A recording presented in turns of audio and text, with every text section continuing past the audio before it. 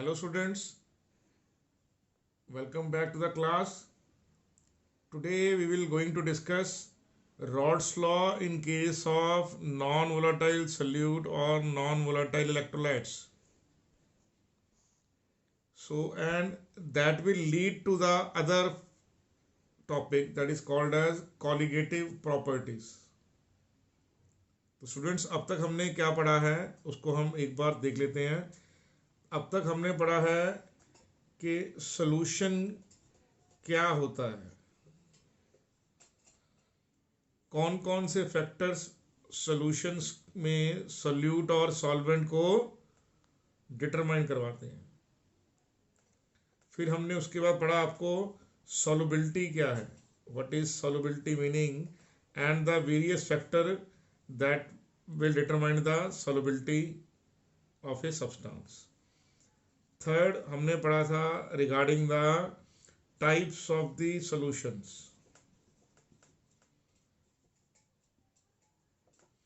Then हमने पढ़ा था regarding the Henry law.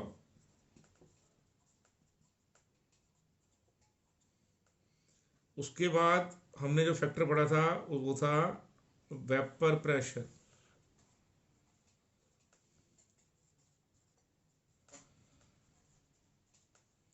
After that we have done Raoult's law.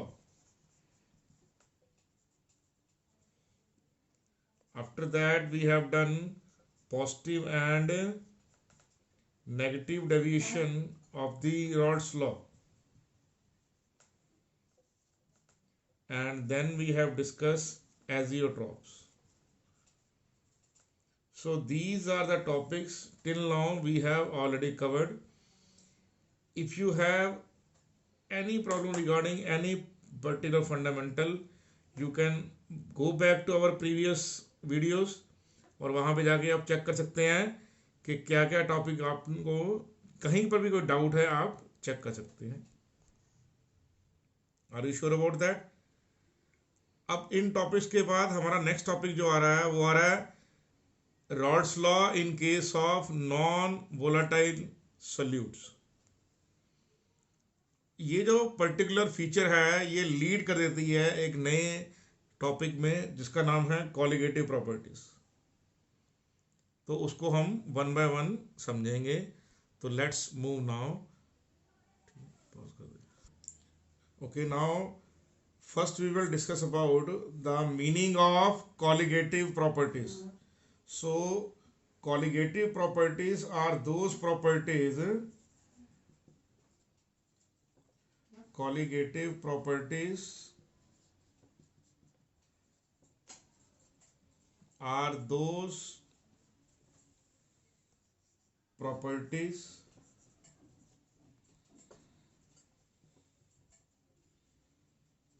which depends upon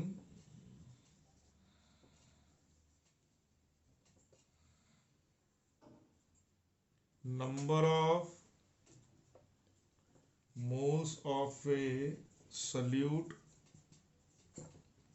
or a component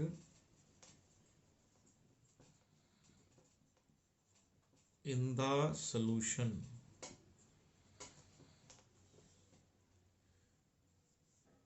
हालांकि जो original definition है उसमें आपको मिल जाएगा नॉट अपॉन द नेचर, लेकिन वो सही नहीं है. रीजन क्या है? बिकॉज जो कॉलिगेटिव प्रॉपर्टीज हैं वो नेचर ऑफ सॉल्यूट और नेचर ऑफ सॉल्वेंट्स दोनों पर डिपेंड करते हैं. वो बाद में जाकर एक हम फैक्टर पढ़ेंगे जिसका नाम होगा i factor, that is van't factor. Clear understood? So colligative properties are those properties which depends upon number of moles of solute और component in the given solution. Are you understand that? So colligative properties कौन कौन सी होती हैं? There are 4 colligative properties. Number 1 is called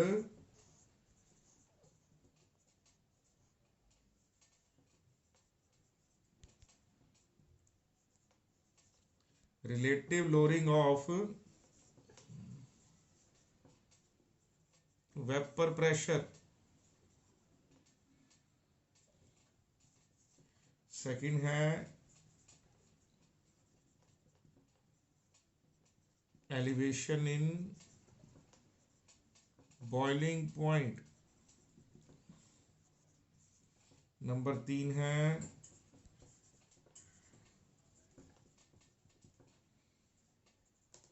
depression in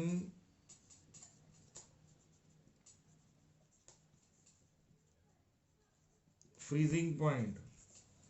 और number 4 है osmotic pressure.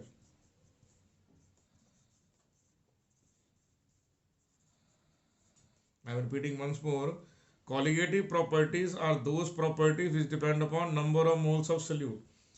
इसका meaning क्या हुआ कि किसी कंपोनेंट के, चाहे वो ग्लूकोज है आपने वाटर में डिजोल्व किया हुआ, चाहे NaCl है, चाहे वो CaCl2 है, चाहे ग्लूकोज है, चाहे यूरिया है, any component which is non volatile in nature, उसको जब आप एप्रोप्रिएट सॉल्वेंट में डिजोल्व करेंगे तो ये जो प्रॉपर्टीज हैं चारों की चारों, relative lowering, elevation in boiling point, depression in freezing point and osmotic pressure, all these 4 properties depends upon how many number of moles of solute is present. Are you okay with that? जितनी भी colligative property हैं, वैसे आपको बता दूं, इसका सबका practical purpose एक ही होता है। वो क्या होता है? To determine the molar mass of the solute. ये हमारे जो प्रैक्टिकल केमिस्ट्री है, जिसको आप, बिकॉज दुनिया में हर रोज नए नए कंपाउंड्स बनते रहते हैं, डिस्कवर होते रहते हैं, उनका मोलर मास क्या है, उन कंपाउंड का नेचर क्या है, ये सब आपको अगर जानना है तो आपको इन चारों में से किसी एक प्रॉपर्टी का, जिसको आप बोलते हैं, मेजरमेंट करना पड़ता है। कौन सी प्रॉपर्टी यूज करेंगे? It depends upon nature of that particular solute. जैसे ऑस्मोटिक प्रेशर है, बेसिकली इसको हम यूज करते हैं for polymers, biomolecules and macromolecules.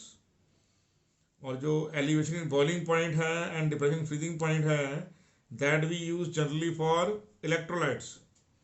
और रिलेटिव लोअरिंग हम यूज करते हैं generally for non electrolytes.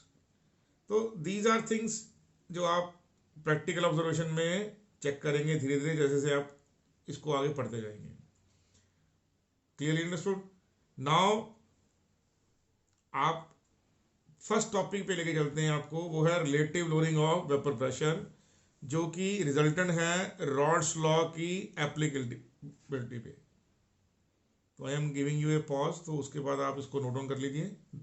Okay, now students, now we will discuss Raoult's law in case of non volatile solute. Generally क्या होता है in case of Raoult's law, in ideal solution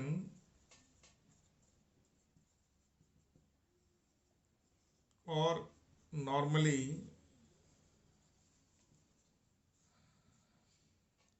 A means solvent and B, that is solute,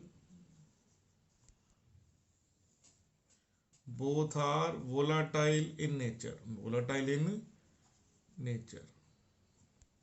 So when both of them are volatile in nature, then PS is equal to PA plus PB.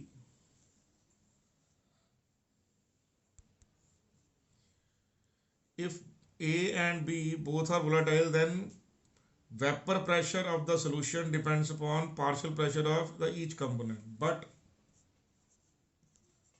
when solute is non-volatile, when solute is non-volatile, then what happens? It means P naught B is equal to 0. Why? Because B is not able to form vapors. मान लीजिए आपने water में या पानी में आपने क्या किया, NaCl डाल दिया। जैसे NaCl है, ग्लूकोज है, यूरिया है, नो ऑल दिस शुगर है, ये जर्नल आपने चेक किए होंगे आपने अपने घर में, कि आप जब आप इन सब्सटेंस में किसी एक को या ज़्यादा को वाटर में डिसॉल्व करते हैं तो वाटर तो वेपोराइज हो सकता है, लेकिन ये सब्सटेंस वेपोराइज नहीं हो सकते। तो जिन सब्सटेंस को वेपोराइज नहीं हो सकते नॉर्मल रूम टेम्परेचर पे, they are called as what, they are called as non volatile substances, कि उनके वेपर्स फॉर्म नहीं हो सकते under normal set of condition. तो उस केस में क्या होगा, P naught be equal to 0। तो उस केस में क्या होगा, P S is only due to P A. तो when ps equal to p a, why, because pb is 0 now. Clearly understood? Why? Because pb is equal to p naught b into chi b. Remember that pb is 0 not because xb is 0. pb is 0 because p naught b is 0. Solution के अंदर solute है, लेकिन solute का vapour pressure नहीं है। ये दो चीज़ों को आप ध्यान रखें। सॉल्यूशन के अंदर सॉल्यूट तो है, लेकिन उस सॉल्यूट का वेपर प्रेशर नहीं है, इसलिए पी भी 0 हो जाएगा, क्योंकि पी नॉट भी 0 है। तो solute is present but its contribution in the total vapour pressure is not there. तो पी भी 0 हो गया, तो P S equal to P A आ गया। तो when P S equal to P A, you can modify that pa is equal to p naught a into chi a. Now what will you do, you will transform chi a into 1 minus chi b। जो मोल fraction of a है वो 1 minus mole fraction of b हो जाएगा। उसके बाद आप इसको multiply कीजिए, p naught a minus p naught a into mole fraction of b is equal to P A. तो क्या करेंगे आप, इस टर्म को इस साइड ले जाइए और इस टर्म को उस साइड ले जाइए। चेक कीजिए, मेरे पेन को चेक कीजिए कि मैं क्या लिख रहा हूँ। आप P naught A into 1 P naught ए हो गया, P not into chi B P not into chi B हो गया। फिर आप ये जो नेगेटिव टर्म है इसको इक्वल टू के सिंबल की इस साइड ले जाइए और इस सिंबल इस इक्वेशन को यहाँ ले जाइए। तो उससे क्या होगा, आपके पास इक्वेशन आ जाएगी P naught A into chi B is equal to P naught A minus P A.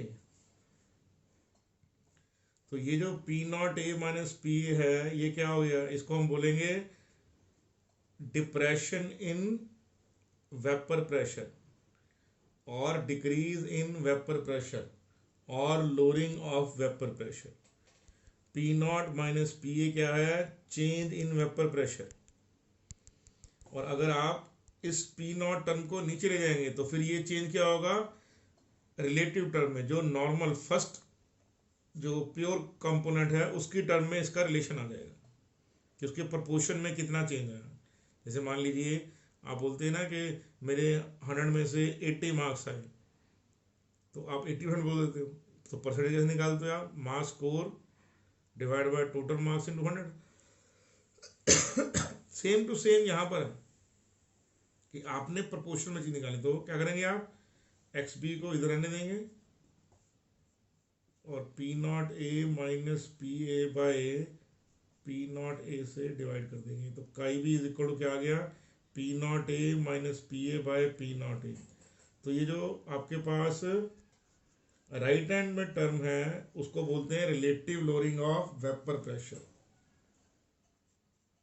P naught A minus P A by P naught ए, इसको क्या बोलते हैं हम, आर एल वी पी। मैं इसको नेक्स्ट में आपको बताऊंगा।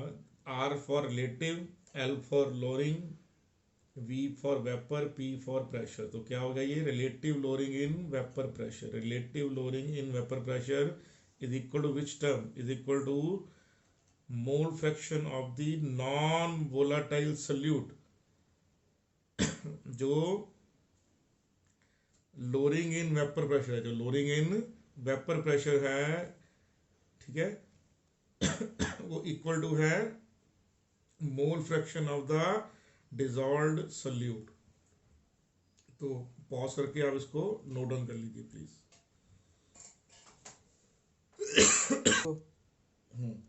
Now P naught A minus PA by P naught A is called relative lowering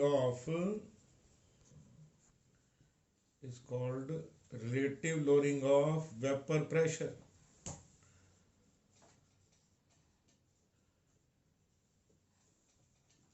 So this is relative lowering, RLVP. What is that? RLVP, relative lowering of vapor pressure, that is equal to P naught A minus PA by P naught A।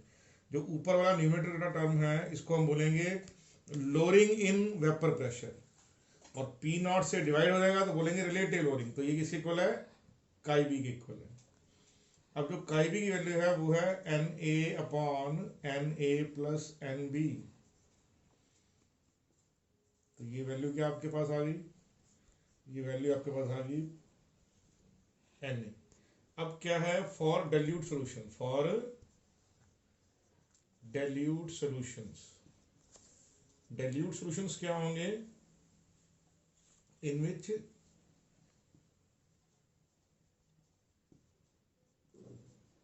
solute is very less amount, is in very less amount। जो amount of solute है वो बहुत कम है, बहुत कम amount में। तो उसका मतलब क्या हो गया? इसका मतलब ये हो जाएगा number of moles of A will be very very large in comparison to number of moles of B. मैं एग्जांपल देके बता रहा हूँ आपको, अभी आपको याद है। जैसे मान लीजिए कोई आपको बोलता है कि हमारे पास 18 ग्राम ग्लूकोज है इन 1 kg ऑफ वाटर। क्लियर? यहाँ मान लीजिए बोलता है 9 ग्राम ग्लूकोज है इन 1 kg ऑफ वाटर। तो अगर ग्लूकोज को चेक करेंगे आप, नंबर ऑफ मोल्स देगा 9 by 180, it comes out to be 120, it means it is 0.05। What is number of moles of A? It is 1000 by 18। तो क्या आंसर आएगा? 55.55। तो इसका मतलब क्या हो गया? अगर मैं Na प्लस NB को चेक करूंगा तो आंसर आएगा 55.55 प्लस 0.05, तो 55.60 आंसर आएगा। Clearly understood? तो जो आप 0.05 है वो वेरी वेरी लेस है in comparison to 55.55। It means क्या होगा कि आप Na प्लस NB को Na प्लस NB में आप Na ही मान लेंगे उसको। You will neglect the number of moles of solute. Why? Because number of solutes are very very less. मैं दोबारा बता रहा हूँ, मान लीजिए 9 ग्राम ग्लूकोज है इन 1 kg of water. You can easily observe that in this case Na plus NB will be taken as number of moles of A only. You can neglect number of moles of B. The reason being that number of moles of B are very very less in comparison to number of moles of A। तो क्योंकि solute के particle बहुत कम है यहाँ पे, तो आप इनको समेशन में नेग्लेक्ट कर सकते हैं, वैसे नेग्लेक्ट नहीं कर सकेंगे आप। तो काई बी की जगह लिखेंगे number of moles of B by total number of moles of Na plus N। तो टोटल में जो समेशन में आप इसको नेग्लेक्ट कर सकते हैं, लेकिन वैसे नेग्लेक्ट नहीं कर सकते।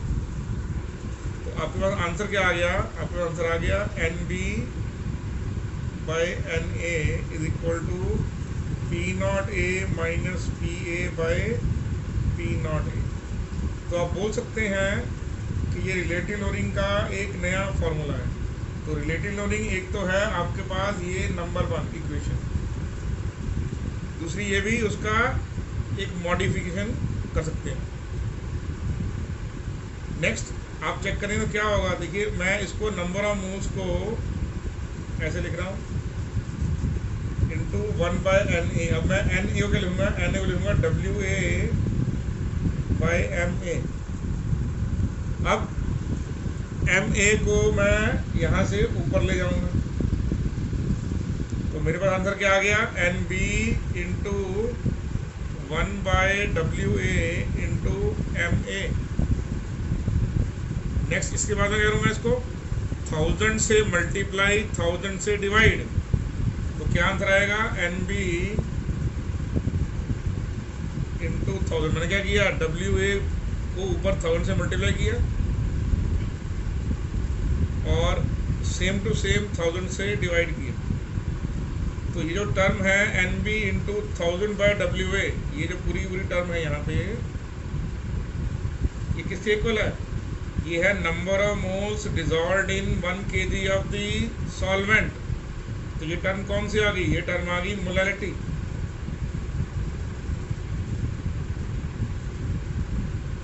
तो आप बोल सकते हैं relative lowering of vapour pressure is equal to molality into molar mass of A divided by molar mass मतलब सॉल्वेंट का मोलर मास। तो रिलेटिव लोअरिंग के आपके पास अब 3 फार्मूले आ गए हैं। आप इन तीनों फार्मूलेस को अच्छे ढंग से अपनी मेमोरी में रखिए। मैं दोबारा बोल रहा हूँ, रिलेटिव लोअरिंग के 3 फार्मूले आपके पास हैं। Either you can write P0A minus PA/P0A, that is relative lowering is equal to mole fraction of B। Second, for dilute solution you can neglect in the denominator number of moles of B, so it can give you this equation.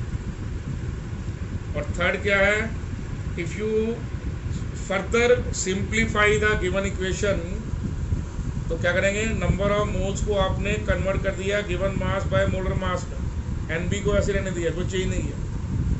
फिर MA जो division term है ऊपर जाके multiply में चलेगा। फिर आपने इसी टर्म को MA को बाय 1000 से डिवाइड किया, 1000 से मल्टीप्लाई, दोबारा बोल रहा हूँ 1000 से डिवाइड 1000 से मल्टीप्लाई, तो ये आ गया।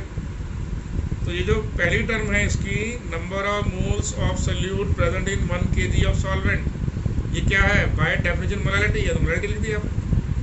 तो रिलेटिव लोअरिंग का एक नया फार्मूला आ गया, वो क्या आ गया, relative lowering is equal to molality into molar mass A/1000 और NB/NA और इक्वल टू chi-B। इन तीनों में से कोई भी आंसर पॉसिबल है। Are you okay with that, sure? तो पॉज करके आप नोट डाउन कर लीजिए प्लीज इसको। डियर स्टूडेंट्स, टिल नाउ हमने क्या पढ़ा है, जो रिलेटिव लोअरिंग है that is equal to either equal to mole fraction of solute और it is equal to NB/NA और it is equal to molality into molar mass of A/1000। आप इन तीनों फैक्टर में से कोई भी एक लिख दीजिए, ये प्रॉब्लम नहीं है, ठीक है। लेकिन जनरली क्या होगा, ये जो इक्वेशंस हैं ये वेरी डाइल्यूट सॉल्यूशन पर ही एप्लीकेबल है। तो अगर आप इसको हल्का सा और मॉडिफाई कर दें तो it can applicable to all type of solution. वो कैसे होगा, एक अब चेक कीजिए, आप दोबारा से लिखिए P0A minus PA divided by P0A और इसमें से -1 कर दीजिए। Same to same mole fraction of B को लिखिए NB/NA प्लस NB और इसमें से -1 कर दीजिए। इस समय में क्या हुआ, आपने इस एक्सप्रेशन में, रिलेटिव लोअरिंग के एक्सप्रेशन में दोनों साइड में -1 कर दिया। क्लियरली अंडरस्टूड नाउ कि आपने लेफ्ट हैंड साइड में भी -1 किया, राइट हैंड साइड में -1 किया। तो अब आप एलसीएम ले लीजिए। तो एलसीएम क्या आ गया यहाँ पे, NA plus NB by NB minus NA minus NB, और यहाँ पे आ गया P0A minus PA minus P0A divided by P0A।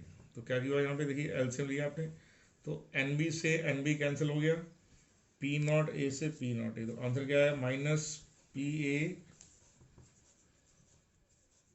Bye P naught A और minus N A by N A plus N B.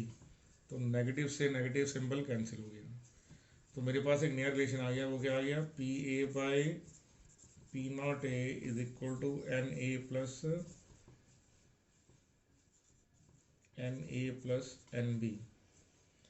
तो अब आपने करना क्या है, अब आपने ओरिजिनल रिलेशनशिप को लिखना है पहले, P naught A minus P A by P naught A equal to किसके इक्वल है ये चेक कीजिए। मैं दोबारा बोल रहा हूँ, इक्वेशन नंबर 4 और इक्वेशन नंबर 1, इन दोनों को कंपेरिजन करेंगे आप 1/4 करके। Clear, I am repeating once more. आप क्या करेंगे, आप बोलेंगे 1/4, ये 3 नंबर है, ये 2 नंबर है और ये 4 नंबर है। तो आप 1 और 4 नंबर को डिवाइड कीजिए, तो क्या हो जाएगा, N B by N A plus N B divided by P A by P naught A divide by N A by N A plus N B. तो अब चेक कीजिए, दोनों इक्वेशन में राइट हैंड साइड में और left hand side में denominator same है, तो ये आप कैंसिल आउट कर देंगे एक दूसरे से। तो आपके पास इक्वेशन क्या आ गया, P naught A minus P A divide by P A is equal to N B by N A और equal to molality into molar mass of A by 1000। But अगर आप चेक करेंगे इक्वेशन नंबर 1 को और equation number, अब जो 5 number आ रहा है आपके पास 5 को, तो everything is same except that क्या है, नीचे डिनोमिनेटर में पी नॉट ए है, पी नॉट ए है, लेकिन यहाँ पर डिनोमिनेटर में पी नॉट ए नहीं है, पी ए है। Only difference is this. आप चेक कीजिए 1, 2 और 3 में और 5 नंबर में क्या डिफरेंस आ रहा है। वहाँ हर एक के केस में डिनोमिनेटर में पी नॉट ए है, पी नॉट ए है, पी नॉट ए है, लेकिन यहाँ पर डिनोमिनेटर में क्या है, पी है। तो ये जो पर्टिकुलर इक्वेशन आपके पास आई है that is applicable purely in all situations. इसलिए जब भी आप इस इक्वेशन का इस्तेमाल करेंगे रादर देन आइदर 1, 2, 3 के मुकाबले में, this equation number 5 will give you every time a best possible answer to the given problem. तो इसलिए ये जो हल्का सा मॉडिफिकेशन है जो रॉड्स लॉ में है, वो अगर आप सीख लेंगे, कुछ नहीं किया हमने, जो ओरिजिनल रॉड्स लॉ है उसी में से आपने कुछ नहीं किया, आपने दोनों टर्म में से -1 करके एलसीएम सॉल्व कर दिया है।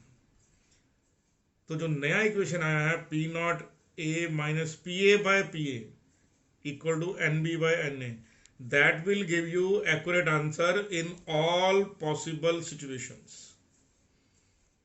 Are you okay with that? Sure. तो आप दोबारा से इस बात को समझिए कि आप रिलेटिव लोडिंग को दोबारा से लिखिए, दोनों में से -1 कीजिए और फिर एलसीएम सॉल्व कर दीजिए। Are you okay with that? तो पॉज करके नोट डाउन कर लीजिए, फिर हम नेक्स्ट टॉपिक करेंगे। Now till now what we have done relative lowering of vapor pressure. What we have done, relative lowering of vapor pressure. In relative lowering of vapor pressure, what we are able to achieve, we are able to achieve these two equations. Now P naught A minus PA by PA, this equation can give you more accurate answer than this equation. So let's see through an example. Now these are the equation for relative lowering. So I told you earlier, this second equation can give you more accurate answer than the first equation. Are you okay with that? Now let's see through that an example. Example क्या है, मान लीजिए आपके पास कि at 300 Kelvin the vapor pressure is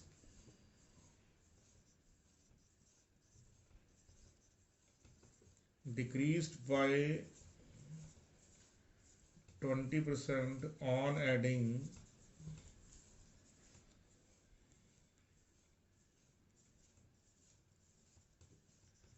10 gram of solute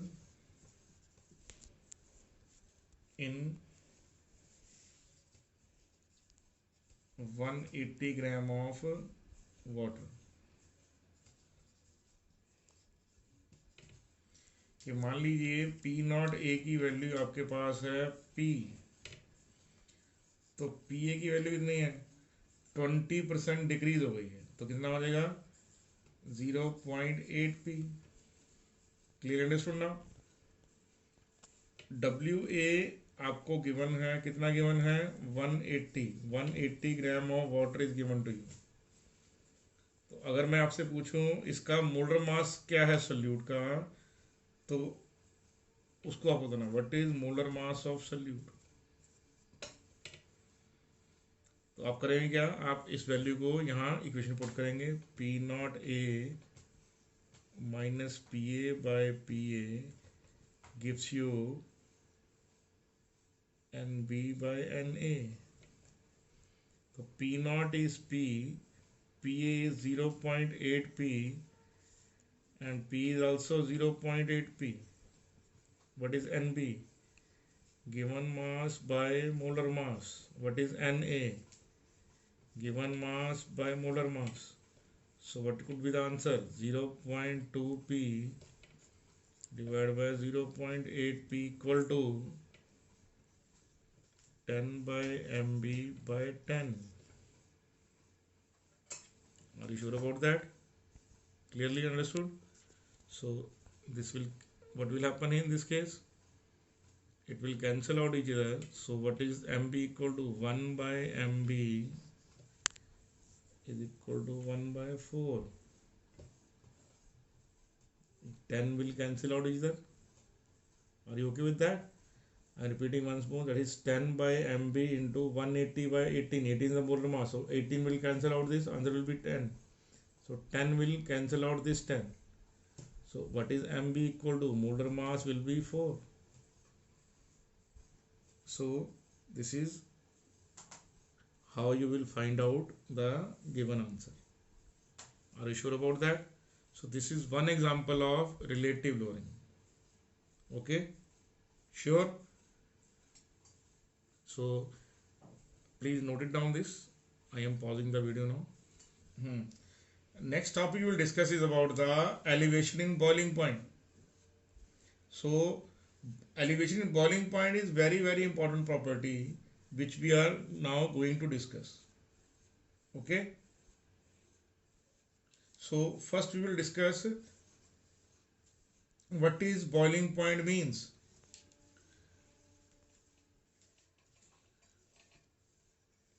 Boiling point is the temperature. Boiling point is the temperature at which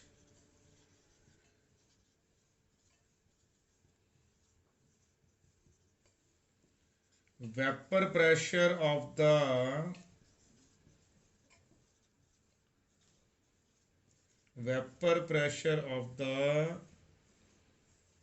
liquid or solution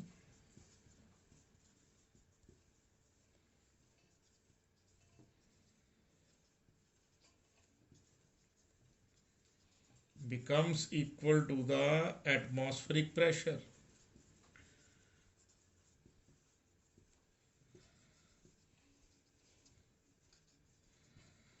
इसका meaning क्या हुआ कि अगर कोई लिक्विड को आप हीट करेंगे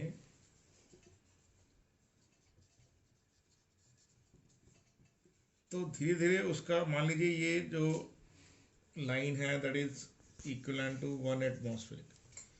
तो मान लीजिए ये यहाँ से आपने एक लिक्विड लिया और उसको धीरे धीरे हीट करना शुरू किया, तो क्या होगा, it will follow the Clausius Clapeyron rule, और यहाँ पर जाके क्या होगा, इसका जो वेपर प्रेशर है धीरे धीरे जैसे टेम्परेचर बढ़ेगा, what will happen? Its vapor pressure will increase. The temperature at which its vapor pressure becomes equal to the atmospheric pressure, तो क्या बोलेंगे उसको आप बोलेंगे T naught, the true boiling point of that particular given solvent. Clear? तो जैसे हमने पहले डिस्कस किया हुआ है कि जो नॉर्मल बॉइलिंग पॉइंट है वाटर का, नॉर्मल बॉइलिंग पॉइंट वाटर का वो है 100 डिग्री सेल्सियस और 373 kelvin when pressure is 1 atmospheric. लेकिन जो आपका स्टैंडर्ड बॉइलिंग टेम्परेचर है, स्टैंडर्ड बॉइलिंग पॉइंट है, वो है 372.6 केल्विन, मतलब 99.6 डिग्री सेल्सियस. कारण क्या है? Because that is at 1 bar. तो I am repeating once more, as the temperature is increased, vapor pressure going to increase, and the temperature at which vapor pressure of the liquid becomes equal to the atmospheric pressure is called the normal boiling point of that liquid. If I take standard, then I have to take the pressure 1 bar. Okay, sure about that? So these things you have to keep in your mind. Are you okay with that?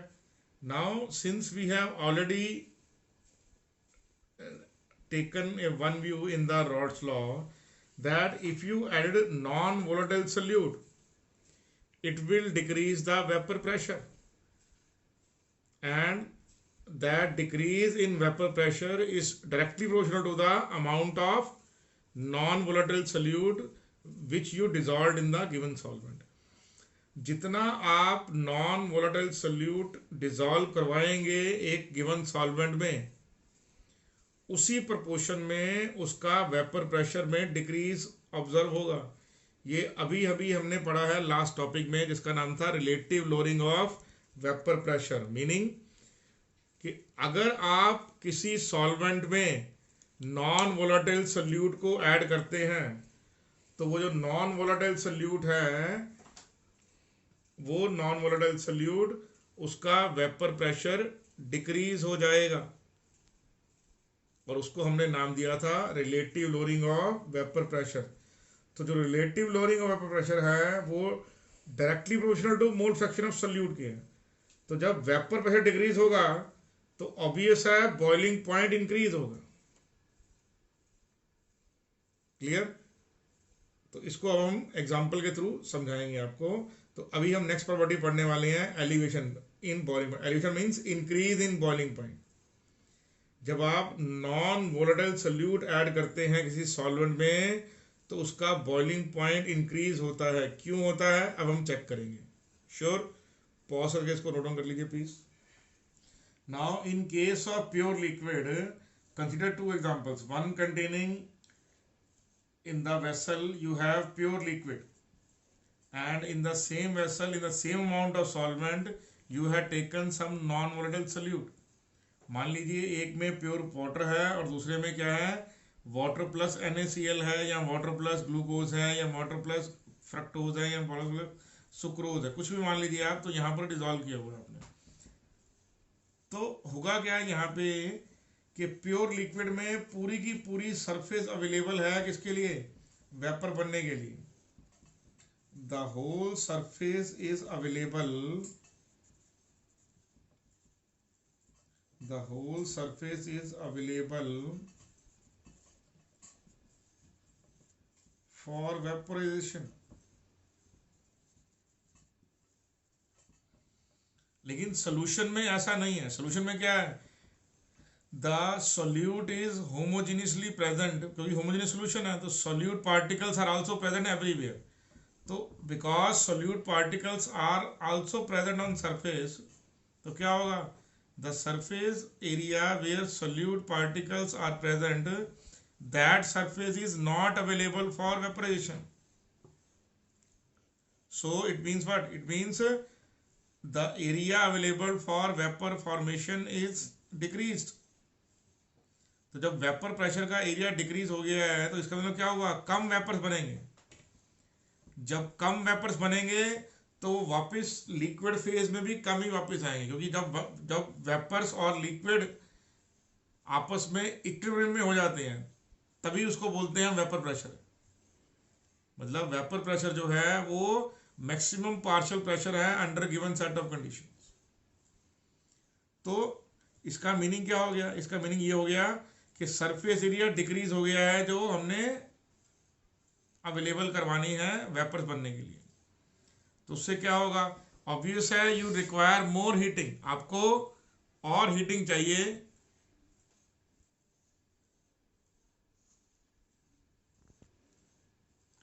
Now we have to understood that through a graph. जैसे मान लीजिए हमारे पास एक, मैं graph draw कर रहा हूँ, vapour pressure है और वर्सेस टेम्परेचर का ग्राफ है यहाँ पे।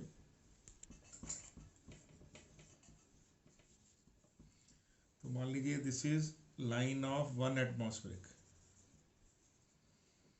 तो आपके पास यहाँ ये प्योर लिक्विड है। When I take pure liquid, तो प्योर लिक्विड का टेम्परेचर ऐसे धीरे धीरे बढ़ रहा है और it will cut this line. मैं दोबारा बताऊँ आपको कि this will happen like that. This is the vapour pressure of line of the pure solvent. अब हमने क्या किया, now at this temperature where the vapour pressure with increase in temperature vapour pressure will slowly and slowly increases. तो कौन सी equation है जो इसको बता दी है, वो होती है log P by dt is equal to delta HV by RT square. Equation का नाम है क्लॉसियस क्लैपेरियन इक्वेशन। क्या नाम है, हमने ऑलरेडी इसको वेपर प्रेशर में डिस्कस किया हुआ है। आप प्रीवियस वीडियो में जाके क्लॉसियस क्लैपेरियन का पूरा डेरिवेशन चेक कर सकते हैं। तो ये जो फर्स्ट हमारे पास जो ग्राफ आया है वो आया प्योर सॉल्वेंट का, कि आपने प्योर सॉल्वेंट लिया at room, this is the room temperature. कि अगर इसके कॉरस्पॉन्डिंग हम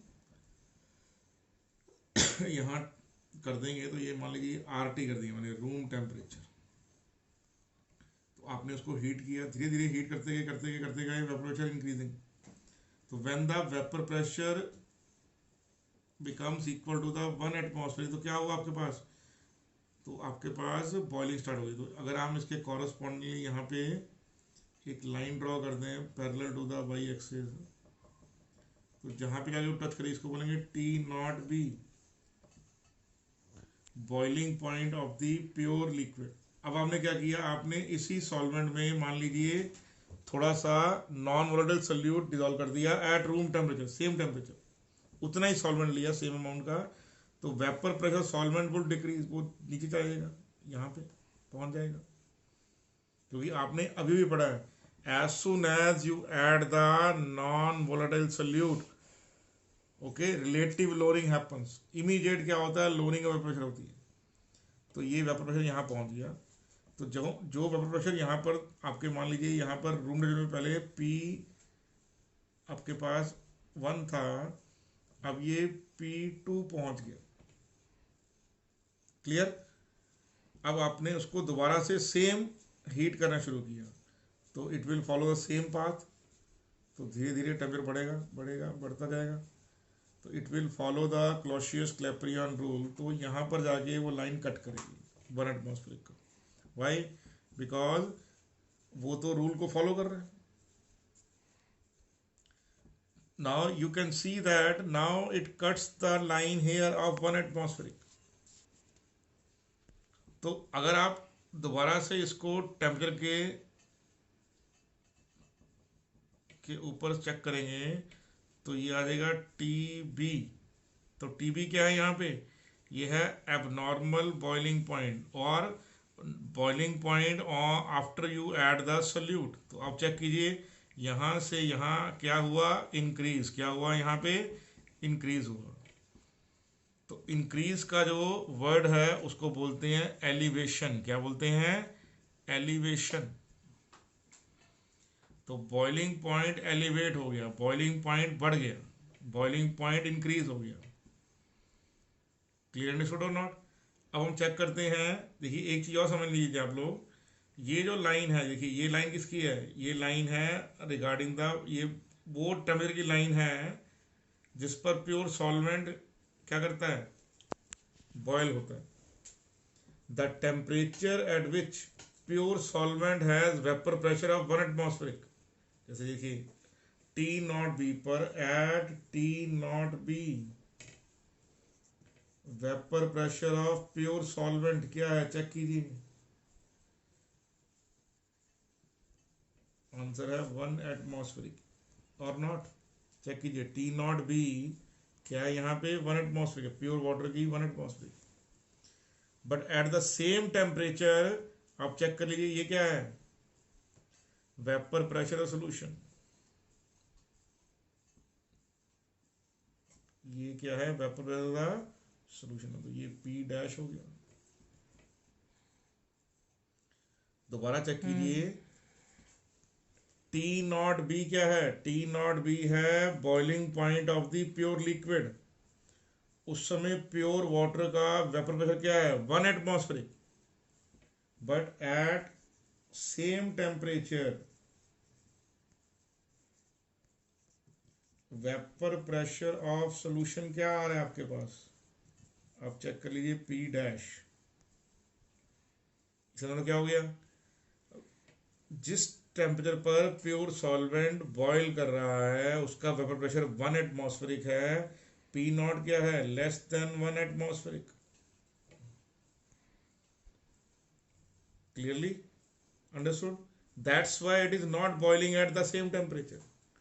टी नॉट बी पर प्योर सॉल्वेंट बॉयल कर रहा है, टी नॉट बी पर प्योर, अब सोल्यूशन जो है बॉयल नहीं कर रहा क्योंकि उसका वेपर प्रेशर क्या है, उसका वेपर प्रेशर 1 नहीं है, उसका वेपर प्रेशर पी डैश है, और पी डैश क्या है, 1 एटमॉस्फेरिक से लेस है। जब तक ये देखिए ये सोल्यूशन की लाइन का वेपर प्रेशर भी 1 नहीं पहुंचता, it will not start boiling. तो जो T B minus T naught B है, इसी को हम बोलते हैं elevation in boiling point. T B minus T naught B, ये क्या है, डिफरेंस इन बॉइलिंग पॉइंट आया। क्यों आया है, क्योंकि हमने नॉन वोलेटाइल सोल्यूट ऐड किया। क्या ऐड किया है, non volatile solute has been added. मैं रिपीट करता हूँ कॉन्सेप्ट बाय कॉन्सेप्ट। जो आपका ग्राफ नंबर 1 है, ये है प्योर सॉल्वेंट की line. Pure solvent has pressure P1 at room temperature. So when you heat the given solvent, it will start increasing its vapor pressure, and at T naught B its vapor pressure becomes equal to the 1 atmospheric and it will start boiling. Now solvent is okay. Now you take the same amount of solvent again in the vessel, but now you add a little bit of solute into that. So as soon as little bit of non-volatile solute has been added, उसका जो vapour pressure है down चले गया. As soon as non-volatile solute has been added, vapor pressure becomes less. तो P1 से वो कहाँ पहुंच गया, P2 पर पहुंच गया. Now P2, now अब हम डिस्कशन करेंगे एलिवेशन इन बॉइलिंग पॉइंट को. तो अभी अभी हमने जो ग्राफ समझा उसमें क्या था, on adding non volatile solute to solvent vapour pressure decreases.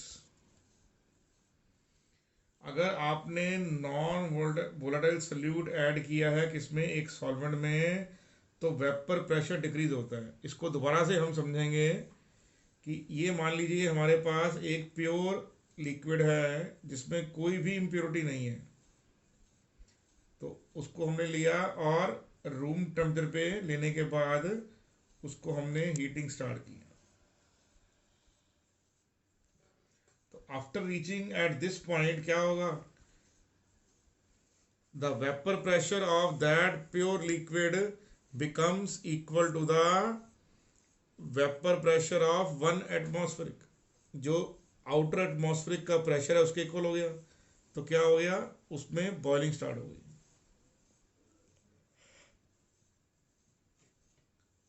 तो जो आपके पास टी नॉट बी है, ये क्या है, ये है boiling point of the pure solvent.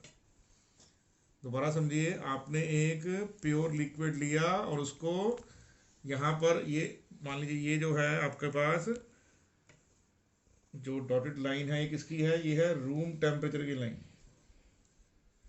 तो one vapour pressure is plotted against the temperature, this is the line you are getting. अब आपने क्या किया, अब आपने उसी सॉल्वेंट में मान लीजिए कुछ अमाउंट सोल्यूट का डाल दिया, मान लीजिए 1 चम्मच नमक डाल दिया आपने, तो उसका वेपर प्रेशर क्या होगा, डिक्रीज हो जाएगा, डिक्रीज होकर यहाँ पहुँच गया। तो this is the vapour pressure at room temperature. तो पहले जो वेपर प्रेशर यहाँ पर था आपके पास, क्या था, P1, अब रूम टेम्परेचर पहुँच कितना हो गया, P2 पहुँच गया, सेम टेम्परेचर पे। अब आपने उसको दोबारा से हीटिंग स्टार्ट किया, तो it will follow the Clausius rule, और धीरे धीरे प्रेशर बढ़ेगा और धीरे धीरे टेम्परेचर बढ़ेगा। तो at this temperature now what will happen, solution will again starts to boil. तो जब टेम्परेचर पहुंच गया, ठीक है, दोबारा समझिए, when vapour pressure becomes equal to 1 atmospheric then only the boiling will happen, तो वो यहाँ पर होगी। तो आप वाई एक्सिस के पैरेलल एक लाइन ड्रॉ कीजिए, जहाँ पर वो टच करती है टेम्परेचर के, तो उसको आप कर दीजिए यहाँ पर टी डैश। अब आप कीजिए, आपने उसी सॉल्वेंट को दोबारा से लिया, अब उसमें पहले आपने 1 चम्मच नमक डाला था, अब आप क्या कीजिए 3 चम्मच नमक डाल दिया, तो क्या होगा, vapour pressure further decrease at room temperature. अब आप अगेन उसको हीटिंग स्टार्ट कीजिए, तो हमने हीटिंग स्टार्ट किया, it will follow the Clausius Clapeyron rule, और चलते चलते यहाँ पहुँच गया वो। तो नाउ ये है हमारे पास प्योर सॉल्वेंट, जो ए ग्राफ है ये हमें शो कर रहा है सोल्यूशन, और जो बी है वो भी कर रहा है सोल्यूशन, लेकिन ए एक डाइल्यूट सोल्यूशन है और बी थोड़ा हाई कंसंट्रेशन में है। तो आपने किया, देखा क्या कि जब भी टेम्परेचर बॉइलिंग तभी होता है when the vapour pressure become equal to 1 atmosphere. तो आप फिर दोबारा से यहाँ से दोबारा से एक लाइन ड्रॉ कीजिए parallel to the Y axis, तो जहाँ पर वो टेम्परेचर की लाइन को कट करेगी उसको आप लिखेंगे टी डबल डैश। तो अब आपके पास यहाँ पर 3 मैंने ग्राफ खींच दी, यहाँ पे 3 लाइनें खींच दी हैं। जो लाइन नंबर 1 है वो प्योर सॉल्वेंट है,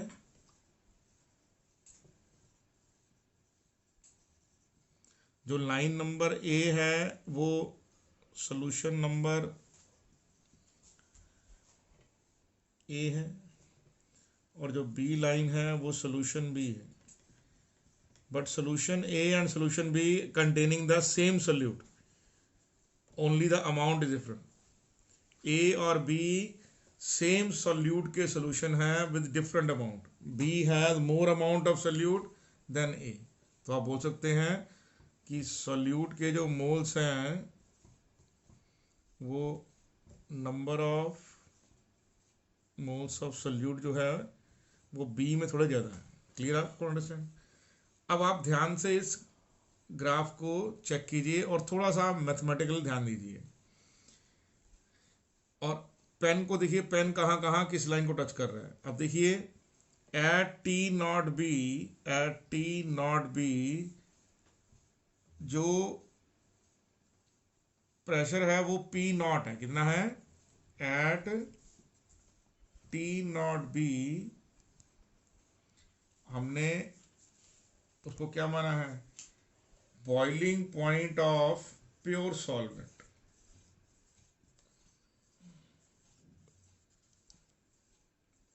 क्लियर आपको ये बात?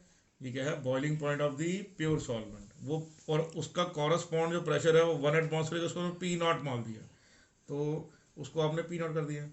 Eight the same temperature at T naught B, जो सोल्यूशन ए है, जो सोल्यूशन ए है हैज वेपर प्रेशर कितना है चेक करो,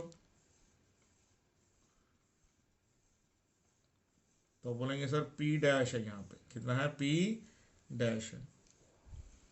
तो solution A has vapour pressure P dash, clearly understood.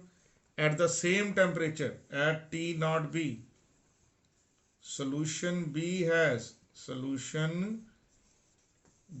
has vapor pressure, तो बोलेंगे सर P डबल डैश, तो ये कितना है याद देखिए,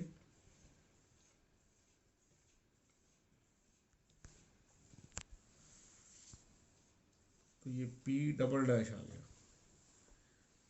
तो अब चेक कर लीजिए यहाँ पे, at the same temperature where pure solvent boils, जहाँ पर प्योर सॉल्वेंट बॉयल कर रहा है वहाँ पर सोल्यूशन ए और सोल्यूशन बी के वेपर प्रेशर ये हैं आपके सामने। तो मैंने इन सब पॉइंट को नाम दे दिया, एक को दे दिया M, एक को दे दिया N, एक को दे दिया T, एक को दे दिया S, एक को दे दिया R, क्लियर अंडरस्टूड। और एक अप्रॉक्सीमेशन लगाया मैंने, अप्रॉक्सीमेशन क्या लगाया कि ये तीनों लाइन पैरेलल हैं, consider one parallel to A parallel to B.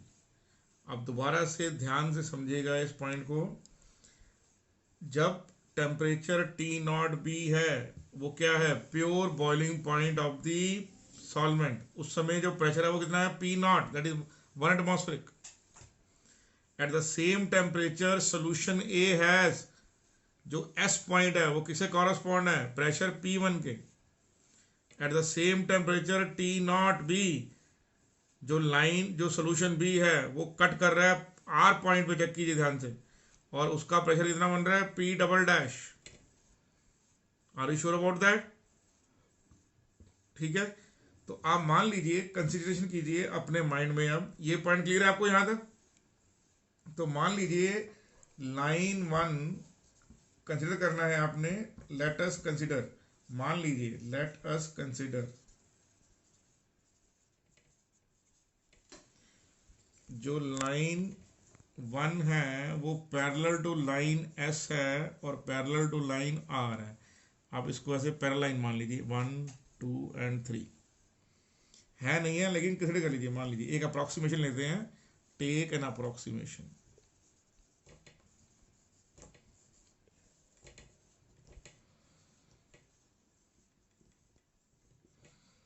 आपने अप्रोक्सीमेशन ले लिया, तो उससे क्या हो गया, उससे आप चेक कीजिए, ये जो एंगल है, अब दो ट्रायंगल मान लीजिए, अब ट्रायंगल आप मान लीजिए TSN और दूसरी ट्रायंगल है आपके पास TRM। तो आपके पास कौन कौन सी ट्रायंगल है, TSN और TRM। दोबारा देख लीजिए, TSN एक ट्रायंगल देख लीजिए, आप ट्रायंगल मान लीजिए, मेरे पेन को देखिए, पेन कैसे चल रहा है आपका, TNS, ठीक है जी, या TSN, TSN नजर आ गया आपको।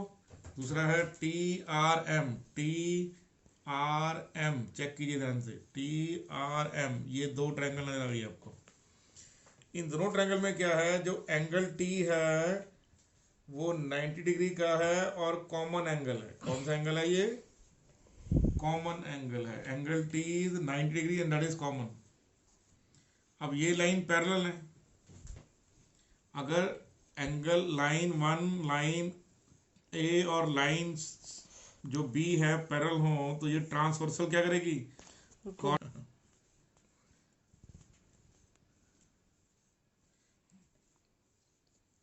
तो एंगल जो TSN है वो equal to angle R M हो जाएगा। ये कौन से एंगल हैं? इसको बोलते हैं कॉरस्पॉन्डिंग एंगल्स।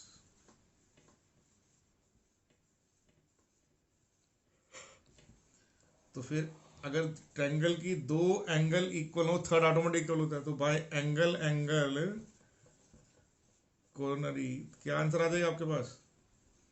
आपके पास आ जाएगा आंसर आ जाएगा ट्रायंगल जो टी एस एन है वो similar to triangle T R M है। Are you sure about that और नॉट? ठीक है, तो आप ध्यान से इसको समझिए, फिर मैं इसको रब करके इसको दोबारा आप ध्यान से समझिए, इसको पॉज करके नोट कर लीजिए इसको।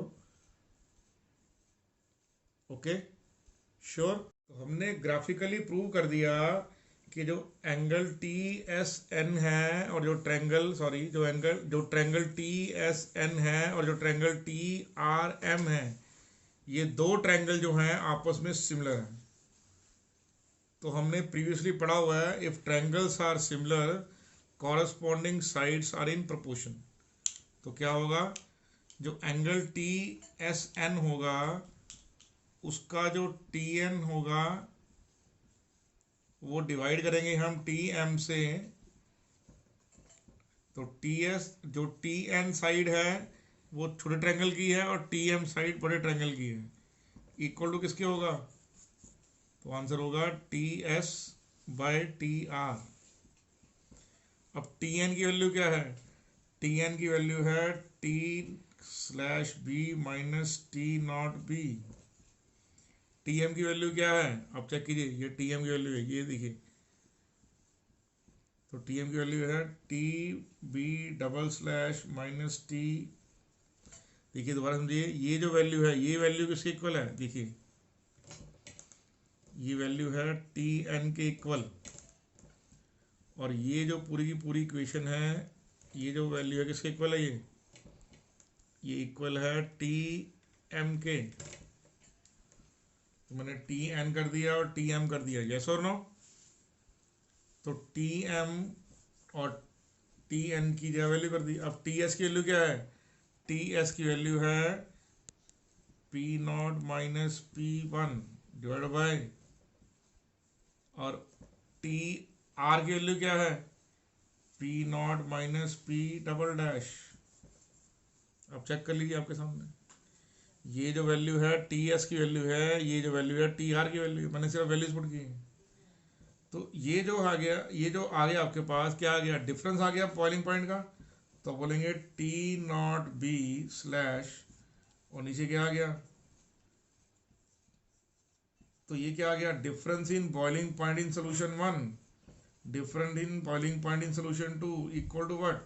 अब दोनों इक्वेशन को आपने डिनोमिनेटर में पी नॉट से डिवाइड कर देना है, पी नॉट, और इसको भी पी नॉट से। चेक कीजिए, आपने इसके डिनोमिनेटर को और इसके दोनों को आपने पी नॉट से डिवाइड कर दिया। तो अब P naught A minus P A by P naught ए किसके प्रोपोर्शन होता है? तो आंसर है मोल फ्रैक्शन के, रिलेटिव लोअरिंग के। किससे प्रोपोर्शन होता है? ये देखिए, ये रिलेटिव लोअरिंग आया नहीं आया? चेक कीजिए, अभी हमने लास्ट टाइम पढ़ा था लास्ट कि P naught A minus P A by P naught A is equal to mole fraction, relative lowering. तो हमारे पास एक रिलेशन आ गया, वो क्या आ गया?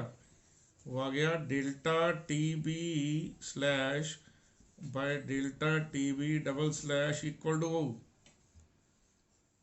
Relative lowering in solution 1 by relative lowering in solution 2। तो इस पूरे के पूरे ट्रायंगल से हमें समझ आ गया एक पॉइंट कि अब देखिए ये दोनों का रेशियो, देखिए सोल्यूशन 1 का चेंज इन बॉइलिंग पॉइंट और सोल्यूशन 2 का चेंज इन बॉइलिंग पॉइंट, उनके मोल फ्रैक्शन के डायरेक्टली इक्वल आ रहे हैं। ठीक है, आप दोबारा समझिए कैसे किया गया है। दोबारा से हम लिखते हैं, जो अभी हमने प्रूव किया है ट्रायंगल टी एस एन और triangle T R M similar हैं। तो अगर ट्रायंगल सिमिलर हैं तो उनके कॉरस्पॉन्डिंग जो साइड्स होंगी प्रोपोर्शन में होंगी। आप जो ये ग्राफ है आपने घर एक रफ पेज बनाइए और उसको बनाकर देखिए, बहुत आसान है, ये मुश्किल नहीं है। मैथमेटिकल तो आप बहुत तेज हैं। सब लोग। तो टी एन की वैल्यू क्या आ रही है, देखिए आपके सामने टी एन की ग्राफिक लिखा की है, टी एन की वैल्यू क्या है, तो टी नॉट ये T slash B minus T naught B. T M की वैल्यू क्या आ रही है, T double slash B minus T. तो आप चेक कीजिए, ये ग्राफिकल मैथमेटिकल है, सिंपल। उसी तरह से टी एस की वैल्यू क्या आ रही है, टी एस की वैल्यू आ रही है P naught minus P one. ऐसे ही टी आर की वैल्यू क्या आ रही है, P naught minus P double dash. आपने कुछ नहीं करना, ग्राफ जैसा चल रहा है वैसे आप देखते जाइए उसको। और फिर ये लिखने के बाद न्यूमिनेटर और डिनोमिनेटर दोनों को सेम टर्म से पी नॉट से डिवाइड कर देना है, इन दोनों को। तो ये जो ऊपर रिलेशनशिप और नीचे रिलेशनशिप सेम आ गया, P naught minus P slash by P naught. ये क्या है, relative lowering of vapour pressure. नीचे वाला क्या आ गया, relative lowering of vapour pressure. तो relative lowering of vapour pressure, relative lowering of vapour pressure दोनों एक सेम आ गया। इसका मतलब क्या हुआ, अब रिलेटिव लोअरिंग किससे इक्वल होती है, मोल फ्रैक्शन के इक्वल होती है। तो हमने रिलेटिव लोअरिंग की जगह मोल फ्रैक्शन लगा दिया। तो इससे हमें एक रूल मालूम पड़ गया कि जो बॉइलिंग पॉइंट में चेंज आ रहा है वो proportional to mole fraction of the solute है। क्या है, proportional to mole fraction of the solute है। और क्योंकि मोल फ्रैक्शन ऑफ सल्यूट जो है वो किसके इक्वल होता है, तो आंसर है molality into molar mass of A by 1000 के। ये हमने लास्ट आपको सिखाया था रिलेटिव लोअरिंग के अंदर। इसका मतलब क्या हुआ, delta T B proportional to molality आ गया, proportional to molality. Clearly understood now, ठीक है। अब इसको ध्यान से नोट कीजिए, बहुत सिंपल है, मुश्किल नहीं है। ये देखने में ये थोड़ा सा मुश्किल लग रहा है, लेकिन करने में जब आप पेंसिल से लिखेंगे, अपने हाथ से लिखेंगे, इट इज़ टू ईजी, क्योंकि सिमिलर ट्रायंगल का कॉन्सेप्ट है जो आपको आता है। Are you sure, please note down कीजिए।